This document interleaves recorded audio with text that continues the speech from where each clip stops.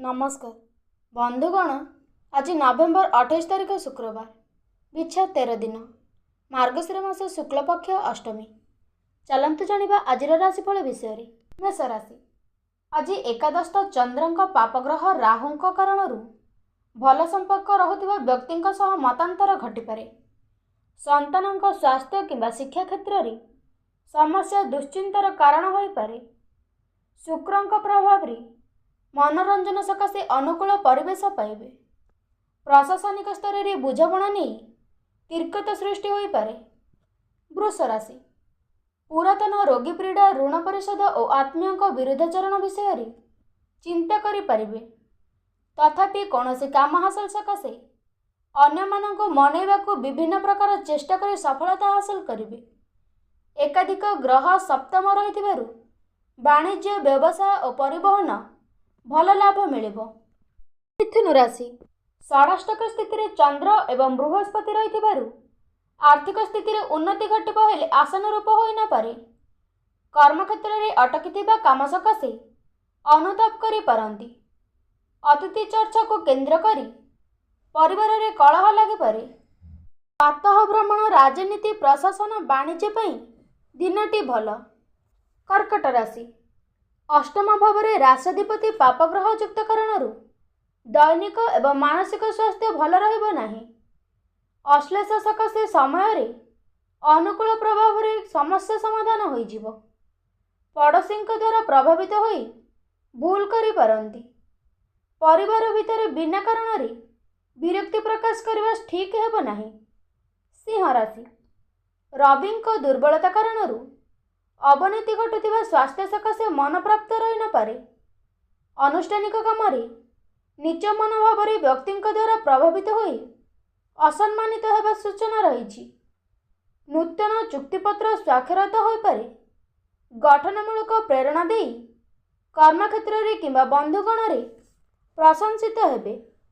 कन्या राशि कर्माधिप बुध केन्द्रस्थ जोगु कर्म क्षेत्र रे प्रतिकूल परिस्थिति रे चाप कमी जिवो।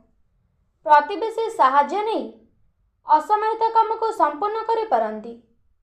संपत्ति को केंद्र करी कलह सृष्टि होबार आशंका रही। शत्रुता करुथिबा व्यक्ति माने आगरे नहेले मध्य पछरे विभिन्न प्रकार मनगढ़ा कथा कहि पारंती।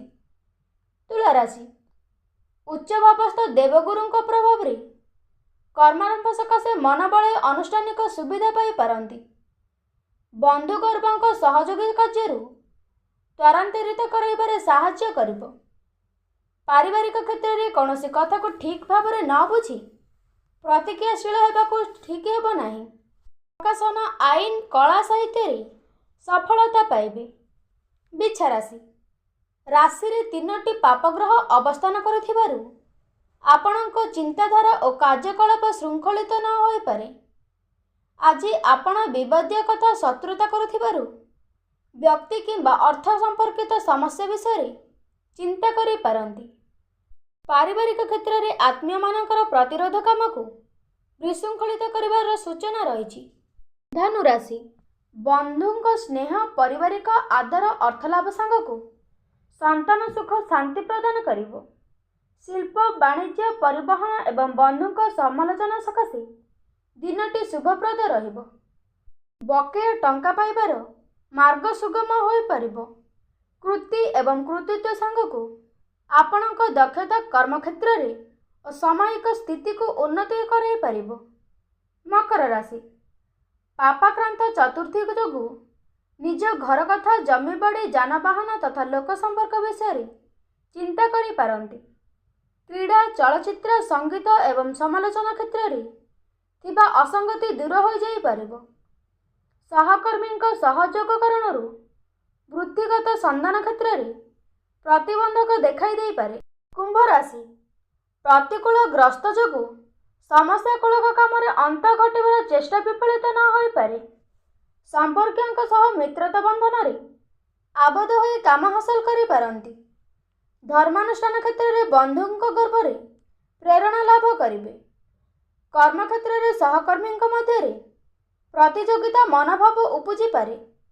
मीन राशि पारिवारिक कलह सांगको आर्थिक संकट मानसिक दुश्चंतर को ଦ୍ୱିଗୁଣିତ କରିପାରେ। ଅବଶ୍ୟ କ୍ରୀଡ଼ା ସଙ୍ଗୀତରୁ ପ୍ରଶଂସିତ ହେବେ। ଆଲୋଚନା ପରିସରରେ ବିଭିନ୍ନ କଥାବାର୍ତ୍ତା କରି ସମାଲୋଚିତ ହୋଇପାରନ୍ତି।